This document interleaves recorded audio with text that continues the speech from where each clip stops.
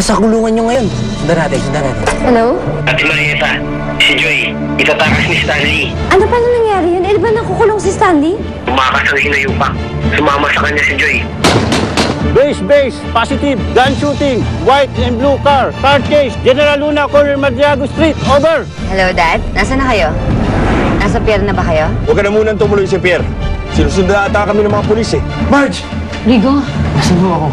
Naririto ka sa hospital. Kagagaling mo lang sa operation. Si Marge po. Nasaan si Marge?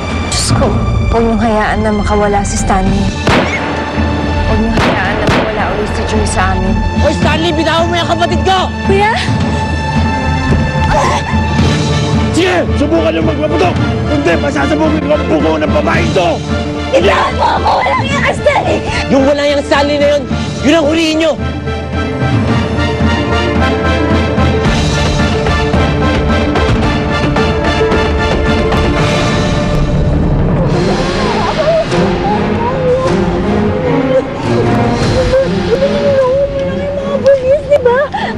Makataas din tayo dito, di ba?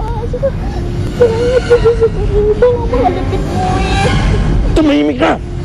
Tumahimik ka! Sige! Subukan yung magpaputok! Kundi, masasabugin ko ang buko ng babae ito! Sige! Pati ako! Dati ba pati ako? Ayoko! Tawan mo! Saktan ako, Sally! Tumahimik ka! Umalis, Rico. Ayaw niya talagang magpapigil. Walang gusto ni Marge, siya mismo ang babawi kay Joy doon sa mamamatay tao na yun. Saan sila ngayon? Napunta sila sa pier ni Felix.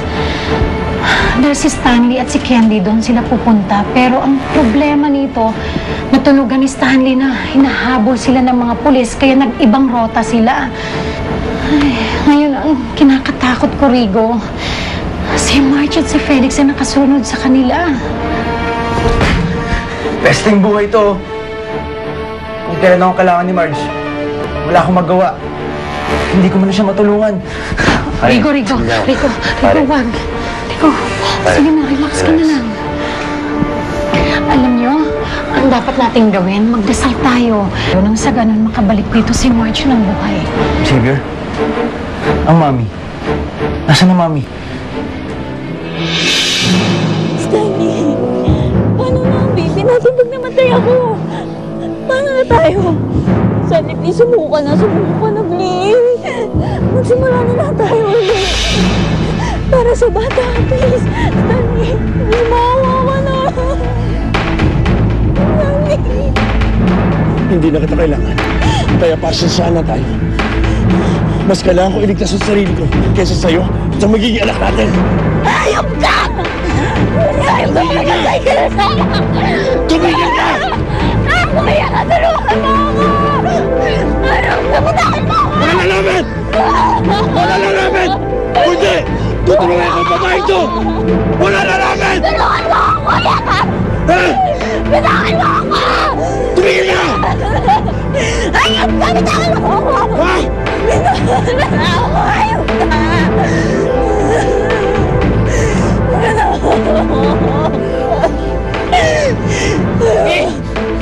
Tulungan mo na yung babae yan! Parilin mo na! Kaya ka, kuya! Ang sama mo!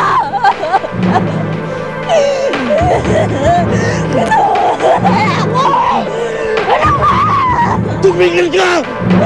Tumigil ka!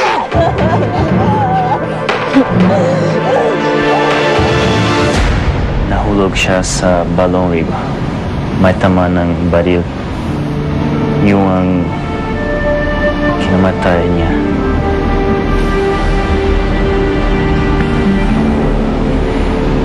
Kung ganun,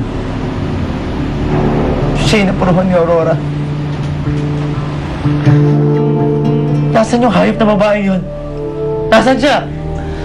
Wala na siya doon sa lugar na yun. Dumating kami, Rico. Baka natakasan niya yung mga pulis. Walang yan niya. Baka walang yan niya! Rico! Rigo!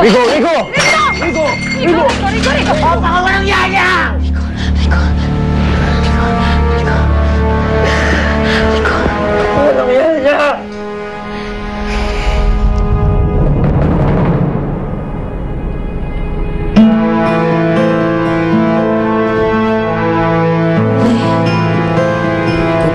nagpatiwala sa akin ni Susie ng guest house niya.